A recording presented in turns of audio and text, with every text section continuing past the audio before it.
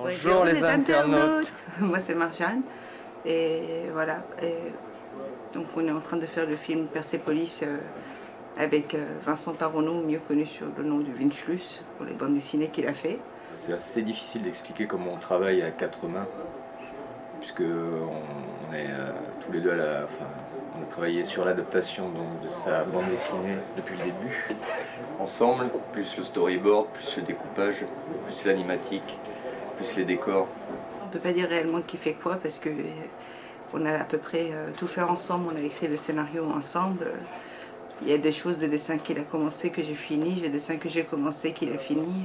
Ce qui est bien, c'est que pour les gens qui connaissent mon livre, quand ils vont voir le film, tout le monde va comprendre que c'est pas réellement mon film parce qu'il y a vraiment 50% de Vincent, quoi. C'est vraiment quelque chose qu'on a fait ensemble. Ouais, donc ça fait 2 ans là qu'on travaille sur Persépolis.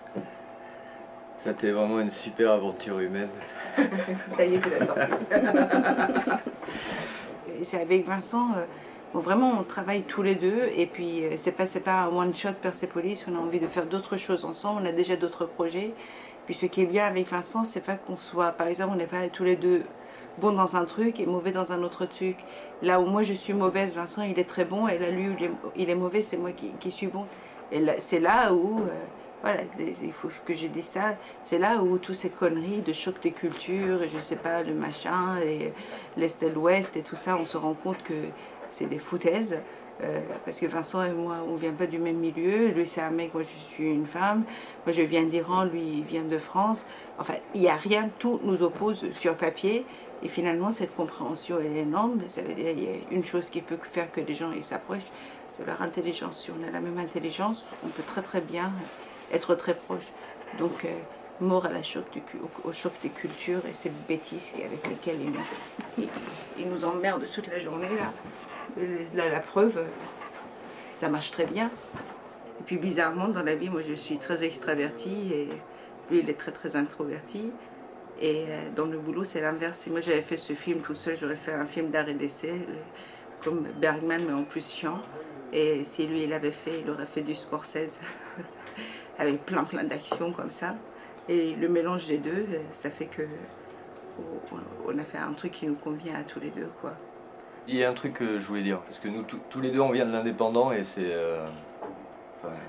une très bonne école aussi. C'est-à-dire que là on a un jouet entre les mains qui est pour nous qui est monstrueux et magnifique. Et l'indépendance, si c'est bien utilisé, c'est une très bonne école pour apprendre à travailler avec très peu de moyens. Donc là on a plus de moyens mais on sait travailler. Oui, et puis d'un point de vue fondamental, je pense qu'on se rend pas compte justement de l'importance de ces gens qui travaillent dans l'indépendant, qui sont là, qui sont une sorte de caisse de résonance de ce qui va se passer plus tard. Parce qu'évidemment, il y a des gens comme nous qui arrivent. Il y a toutes ces personnes en fin de compte qui sont ignorées dans l'indépendant et qui préparent en fin de compte ce qui va se passer dans 10 ans, quoi. Donc, on n'est pas les porte-paroles, mais on est les fruits. Ouais, ou les survivants de ce genre de choses, quoi. Vive l'indépendant, vive l'underground. Ouais. Vive moi. Vive moi-même. À partir de là, c'est tout ce qui est anime et assistana, c'est là. Donc c'est tous les animateurs qui travaillent là.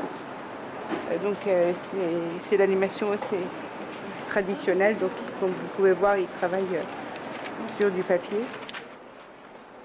C'était un choix réellement de faire de l'anime sur papier, dessiné à la main, donc avec crayon. Évidemment, ça prend plus de temps, mais tout ce que fait la machine, très très vite, c'est daté, quoi. C'est quelque chose qui est bon aujourd'hui, et 5 années plus tard, c'est déjà daté. En plus, la machine vous produit une image qui est parfaite. Or, l'être humain étant imparfait, et c'est pas du tout à l'image de l'être humain. Donc, il y a quelque chose qui cloche. C'est cette espèce d'aspect froid qu'il y a, c'est cette perfection qui ne correspond pas à nous du tout. Et il y a cette vibration en fait dans la main et qui fait que voilà, l'image elle existe, quoi. Je fais l'animation des personnages.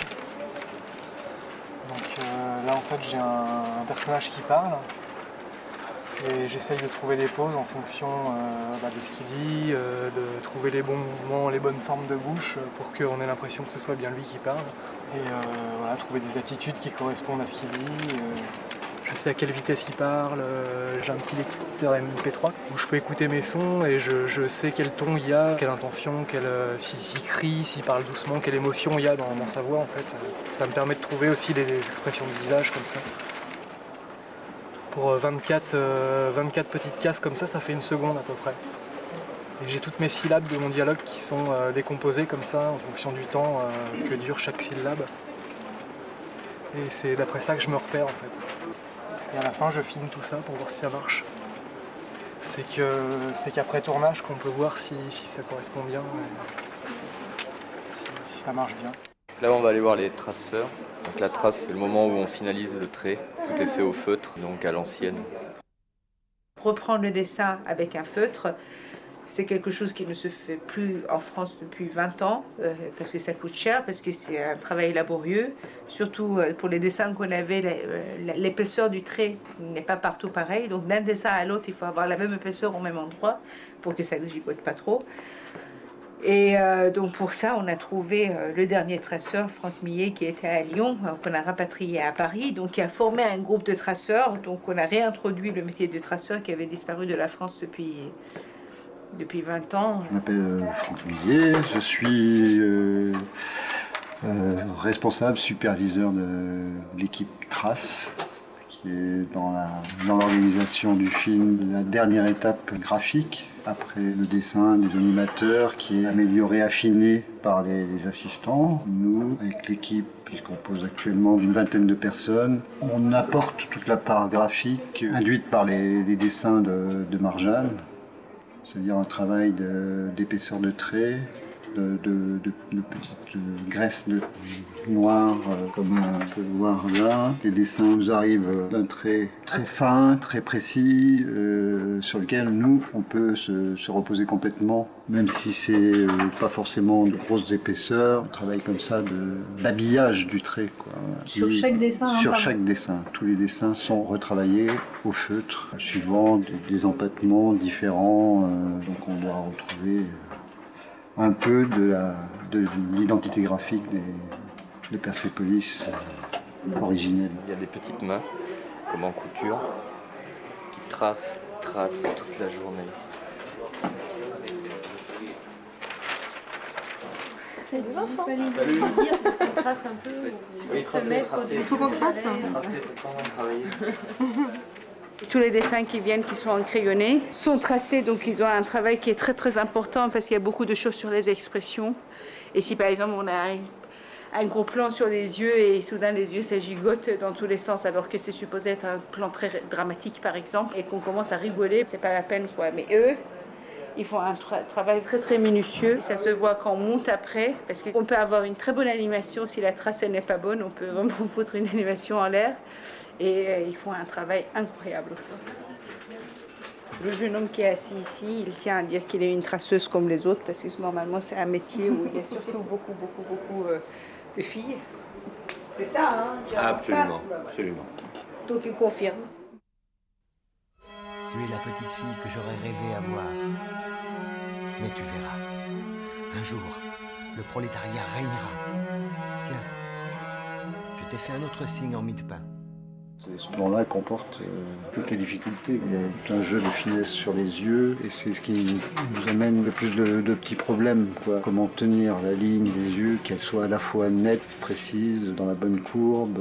Parce que évidemment, sur ce film, toute l'expressivité passe par là, quoi. Il y a une émotion et que on est un peu chargé aussi de tenir ça, quoi, soutenir par le trait.